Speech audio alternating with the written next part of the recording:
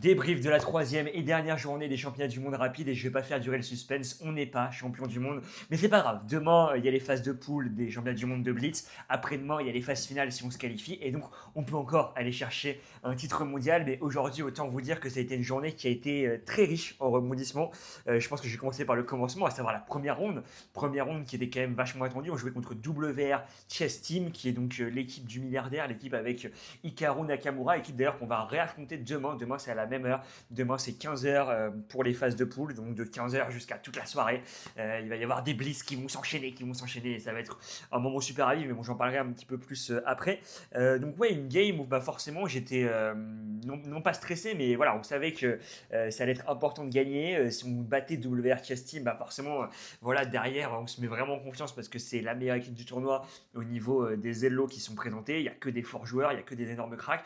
Et je savais que bah, forcément mon échiquier c'était un petit peu l'échiquier clutch parce que tous les autres échiquiers bah, on partait pas favori, mais sur mon échiquier techniquement on partait favori. Donc j'ai regardé un petit peu les games du milliardaire là. En fait c'est stressant parce que tout le monde dit entre guillemets il sait pas jouer, il sait pas jouer. Moi j'ai regardé ces games et en fait je sais pas, des fois il joue hyper méga bien. Il y a des games où il fait 95% de précision, 80 96 et en même temps tactiquement, il paraissait un petit peu fragile. Donc je me suis dit, ce serait bien que je l'amène dans des positions tactiques, ce serait bien que je rentre dans des trucs comme ça. Et finalement, j'ai pas du tout réussi à rentrer dans une position tactique. J'ai bien joué vraiment mon ouverture. Et en fait, à un moment donné, il arrive à forcer un échange et on rentre dans une finale qui est complètement égale. Il joue une très bonne partie. Moi, en vrai, je joue à peu près les meilleurs coups aussi. Enfin, j'aurais pas pu beaucoup mieux jouer dans le début de partie. On a vraiment joué la théorie into il échange, il force l'échange. Et on se retrouve dans une finale avec Tour Fou contre Tour Cavalier. Finale où je suis un petit peu moins bien au niveau de la structure et lui il est un petit peu mieux. Et donc voilà, j'étais un petit peu stressé dans cette finale parce que je me dis putain, j'aimerais bien la gagner, mais je sens que je peux pas la gagner. Et je me rappelle, j'ai un flashback de ce que Elliot me dit. Il me dit prends la nulle quand la position elle est nulle. Et en fait, ça m'énerve parce que je sens que en fait, voilà, ce mec est largement prenable et que je suis certainement meilleur que lui aux échecs.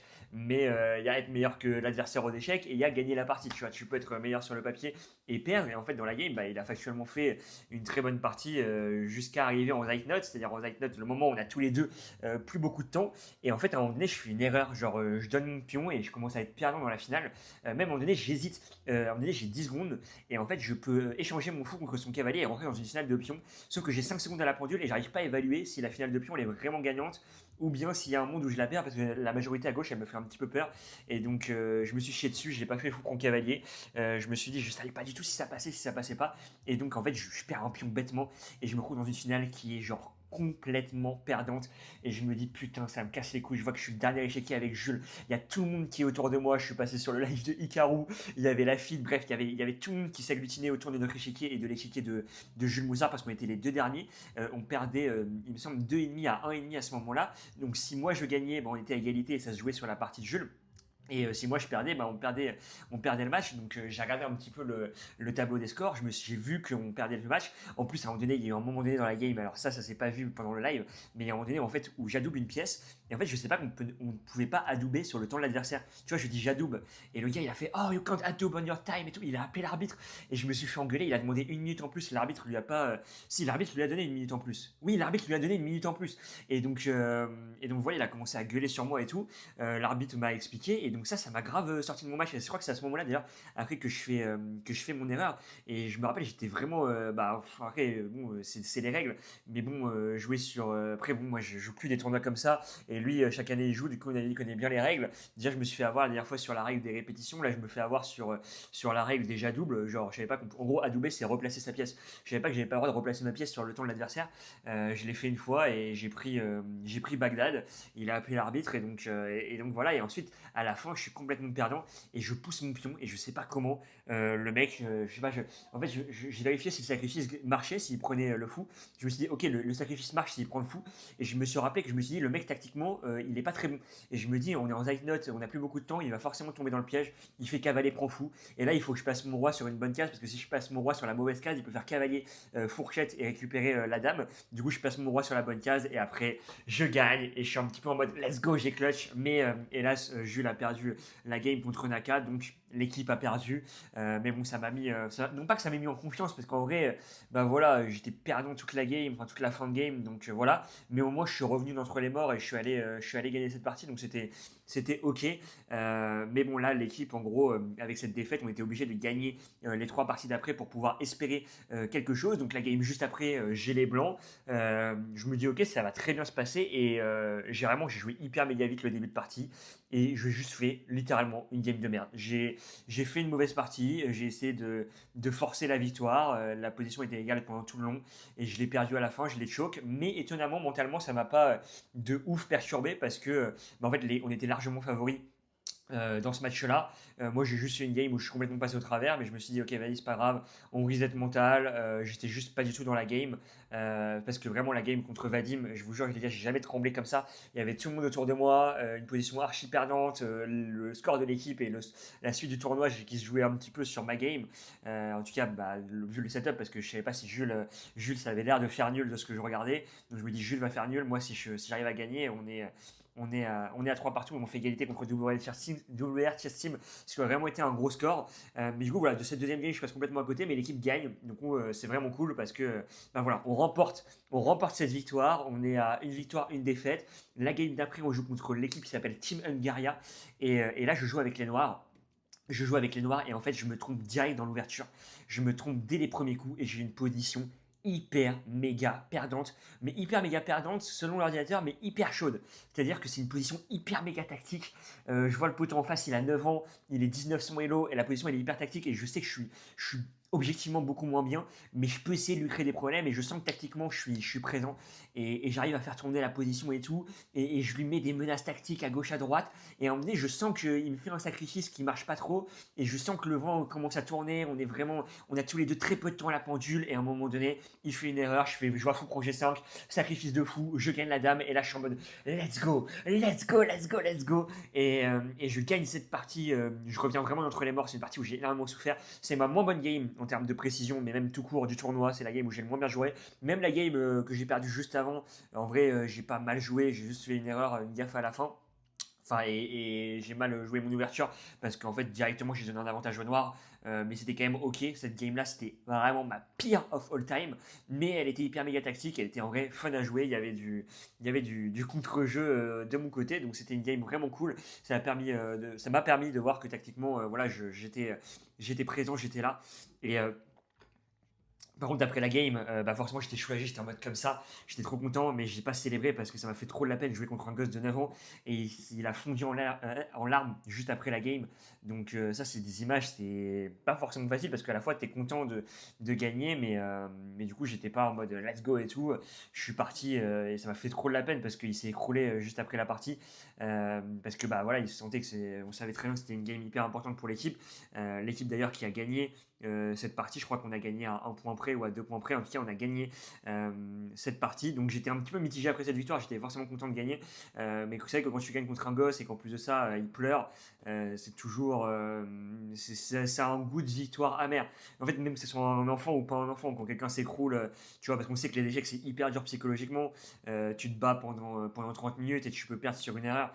Et donc, bah forcément, quand tu perds, et que tu as tout donné et qu'il y a eu des rebondissements et que tu y as cru, bah, c'est hyper dur. Et surtout quand tu es jeune, moi j'ai été à sa place aussi et je comprends totalement ce que ça fait. En plus, avec lui, il a la pression des championnats du monde et tout. Donc voilà, mais bon, j'ai gagné, voilà, j'ai gagné. Et ensuite, bah, du coup, le dernier match, on est 9e meilleure équipe. Et si on gagne, on est dans le top 6. Et à partir du top 6, on gagne 15 000 euros pour l'équipe. Donc en fait, là, ce qu'on joue sur cette dernière partie, c'est le top 6 par équipe. Et donc, dans cette dernière partie, je joue face à un Indien. J'ai les Noirs. Et en fait, lui, j'ai regardé, il jouait soit E4, soit D4. Du coup, j'ai regardé un petit peu ce qu'il jouait encore une fois. C'était vraiment la partie où on devait être le plus concentré, où vraiment l'équipe devait faire quelque chose. Et j'ai fait une game, honnêtement, très bonne. J'ai fait une très bonne game. Je lui ai mis la pression pendant toute la partie. J'ai regardé pendant toute la game, on était à 93% de précision. Donc vraiment, en fait, littéralement, j'ai joué pendant tout ce tournoi contre les meilleurs 2000 Elo du monde. C'est-à-dire que c'est des gens qui, en fait, valent 2100 minimum feed ou 2002. Peut-être que j'exagère sur le 2002, mais en tout cas, au niveau de la qualité des games, peut-être, voilà, il y a des games, des fois, on est passé en deçà. Mais ce que je veux dire, c'est qu'on a tous la capacité de faire des très grosses games. Ils n'ont pas été choisis pour rien. Bah là, typiquement, l'adversaire contre lequel je jouais, on jouait contre l'équipe Freedom, qui est l'équipe du champion du monde Vichy Anand. Et donc, le gamin contre lequel je jouais, c'était encore un enfant. Il est 1900 Elo. Il a été choisi spécialement, il me semble, par Anand. Donc, forcément, quand tu es choisi par un champion du monde, c'est que t'es un gosse qui a beaucoup d'avenir dans les échecs. Donc, je savais que je jouais pas contre n'importe qui. Peut-être un futur champion du monde, je sais pas. Mais en tout cas, voilà, j'ai joué de manière très solide. J'ai essayé de lui mettre de l'attaque, j'ai essayé de lui mettre de la pression, mais il défendait hyper méga bien. Il défendait hyper méga bien. En fait, au bout d'un moment, en fait, il avait une tactique et j'ai vu sa tactique. En fait, il pouvait sacrifier son fou et derrière gagner mon cavalier. Et donc, en fait, j'avais mis ma tour pour protéger le pion. Sauf qu'en fait, ça, c'est quelque chose que tu vois, mais au bout d'un moment, tu l'oublies, cette menace. Et en fait, quand j'avais très peu de temps, à un moment donné, j'oublie la menace de fou prend pion et je bouge ma tour pour essayer de mener une attaque. Et en fait, au moment où je bouge ma tour, je me dis putain, merde, j'ai oublié qu'il y a fou prend pion. En fait, c'est un truc qui traîne depuis le début de la partie, sauf que ça n'existait plus parce que j'avais joué ma tour pour protéger. Et en fait, au moment où je bouge ma tour, il fait le sacrifice. Et le sacrifice marche et je suis juste complètement perdant. Et je m'en suis vraiment voulu. En fait, la position, elle était objectivement nulle, même si j'étais mieux pendant toute la partie. La position était objectivement nulle, mais en fait, très dur à jouer avec très peu de temps parce qu'en fait, dès lors que tu as envie de jouer pour le gain et que je bouge ma tour vers G8 pour aller essayer d'attaquer le roi, en fait, je me prends le fameux fou crampion et ça m'a gavé parce que j'étais en mode putain, fait chier, je l'ai vu pendant toute la partie, j'ai vu cette ressource tactique pendant toute la partie et je me la prends à la fin. Après, entre guillemets, je vais dire sans regret, mais l'équipe a perdu dans tous les cas et on a perdu de 2 points. Donc, même si j'avais gagné, entre guillemets, ça n'aurait rien changé. Et donc, voilà, on termine pas top 6. Je sais même pas comment on termine, on doit terminer en dessous du top 10. Mais je vois que du positif dans le sens où voilà, on a joué contre des grosses équipes, on a fait des gros scores contre des grosses équipes. On a vraiment le potentiel. Il faut encore quelques petits réglages. Et pour le blitz, je sais qu'on a des gens qui cliquent bien, qui cliquent vite. Le rapide, c'est quand même une cadence particulière. Le blitz, tu joues vite ton ouverture et c'est beaucoup plus d'instinct. Et je pense qu'on a des joueurs beaucoup d'instinct dans l'équipe. Et ça va être beaucoup plus fun à jouer et je pense vraiment qu'on a un truc à faire. Là, déjà aujourd'hui, on aurait pu terminer top 6. Bon, la dernière partie, on l'a perdu. On aurait pu la gagner. Ça aurait été un autre truc, ça aurait peut-être été un autre discours. Ça aurait été, on a terminé top 5, on a été très fort. Donc en fait, tu vois, selon cette dernière game, le discours il peut être tout autre. Donc j'ai pas envie de terminer sur une note négative. Je pense que vraiment l'équipe peut faire plein de bons trucs demain. Je pense que personne n'est tilt dans l'équipe et qu'on a tous conscience qu'on va s'amuser en tout cas demain en blitz pour les phases de poule. C'est vraiment le truc à garder, prendre du plaisir sur le blitz parce que c'est pas tous les jours qu'on peut jouer des championnats du monde de blitz, du 3+2, vraiment ça va cliquer, ça va balancer les coups. Donc vraiment hâte d'être à demain. Ça va enchaîner 12 parties en une journée. Par contre, ça va être très dur psychologiquement, très dur physiquement aussi parce que putain, tu enchaînes 12 parties de tel niveau en plus parce que du coup, il y en a certains que je vais les rejouer et je connais leur niveau. Je sais que les gosses, il y a un monde où ils jouent très bien en blitz parce que tu sais, il y en a au début des games en rapide, ils m'envoyaient les coups hyper rapidement. Mais je sais que moi aussi, j'ai confiance en mon niveau en blitz parce que je sais qu'il y en a beaucoup sur le chat qui disaient Gartin, tu joues pas assez vite, tu joues pas assez vite. Vous inquiétez pas. En rapide, je suis quelqu'un qui tank beaucoup de temps. En blitz, je gère mieux mon temps généralement. Après, je dis ça, je vais pas me prendre de karma. Mais en tout cas, on se retrouve demain à 15h pour continuer les championnats du monde. Du coup, phase de poule, il faut qu'on termine dans les 4 premières équipes de cette phase de poule. Du coup, il y a WRTS Team dans le truc. Et nous, on est, il me semble, la 3e meilleure équipe. Donc, il faut qu'on termine dans le top 4 pour derrière se qualifier en 8e de finale. Et les 8e de finale, c'est le lendemain. C'est donc le 15 juin, il me semble. Donc voilà, demain, il faut passer cette phase de poule. Il faut être grand, il faut être bon. Voilà, merci à tous ceux qui nous ont soutenus. Désolé, on n'est même pas allé chercher le top 5 qu'on aurait aimé chercher. Mais comme je dis, il n'y a pas non plus de mauvaises choses. Il y a plein de bonnes choses à garder. Voilà, il y a eu des moments où on a clutch dans des grosses games, il y a des moments où on a perdu dans des grosses games aussi.